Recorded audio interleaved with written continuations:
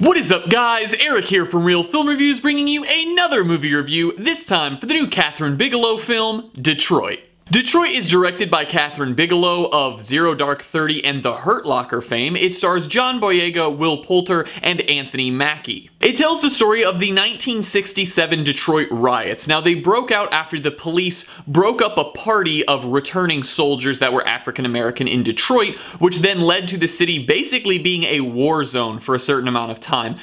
Businesses and houses were being burnt to the ground, people were being killed in the street, police officers who were already known for using excessive force continued to do that during the riots. The National Guard was called in, and it was a massive event. Now, this film covers the event itself that did cause the Detroit riots to start. However, it also follows a certain group of people that are all at the Algiers Motel in Detroit, because there a specific event happened that led to a court case and many differing stories about what happened that night. Now, obviously, I'm not going to spoil what takes place at the motel because that's sort of the main suspenseful sequence in the film, and it plays a big role in this story of these Detroit riots. To start with, all of the performances in this movie are really good. Will Poulter continues to show me that he actually has a lot more to him as an actor. I remember seeing him in Where the Millers when that was like his first big break role, and I was like, okay, he's fine. Like, he was funny in that movie, but we'll see where he goes. And now he did The Revenant, and now this film, and he's really proving himself to be a great young dramatic actor in Hollywood,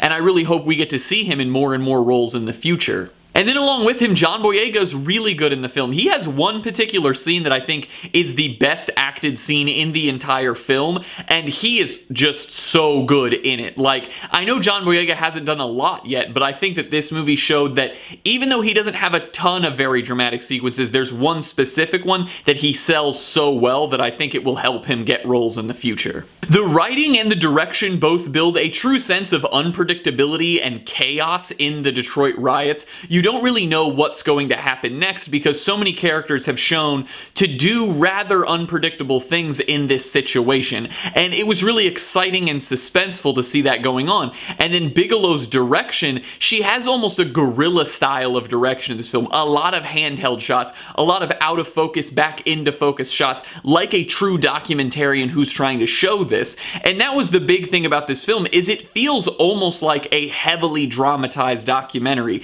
It almost is like the use of pictures and real footage of what was going on that night is sprinkled throughout the film, but then once those moments aren't going on and you're seeing the actors, it feels almost like just an insanely well done reenactment of what allegedly happened that night. Now, the film did have its issues. Pacing was kind of a big one because the film is sort of all over the place. It sort of feels rather slow in the beginning, but it's interesting. It's not slow in like a I'm bored. It's just sort of building up these riots and what's going on. And then when you actually get to the hotel, then things start to pick up. But then even after the hotel, it feels like it slows down again. And I think what they needed to do was sort of spread out certain sequences and make them longer and shorten others. I think the beginning of the film could have been shortened, and I think the last two sort of chapters of the film could have been stretched out. And even though every character in this film does get some backstory, it's very hard to differentiate. Their names aren't used very often, but then they become very important later in the film,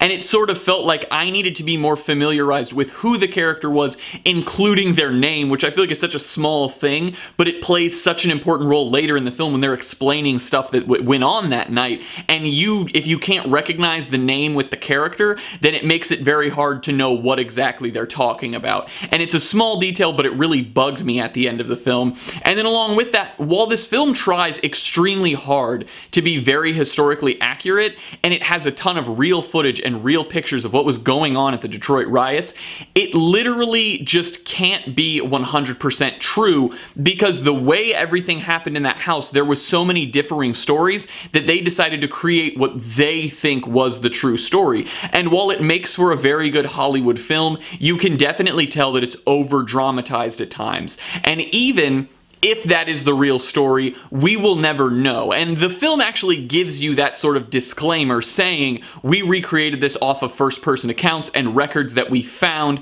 Like, no one actually knows what happened that night at that hotel since everyone has different stories. I'm gonna give Detroit a B.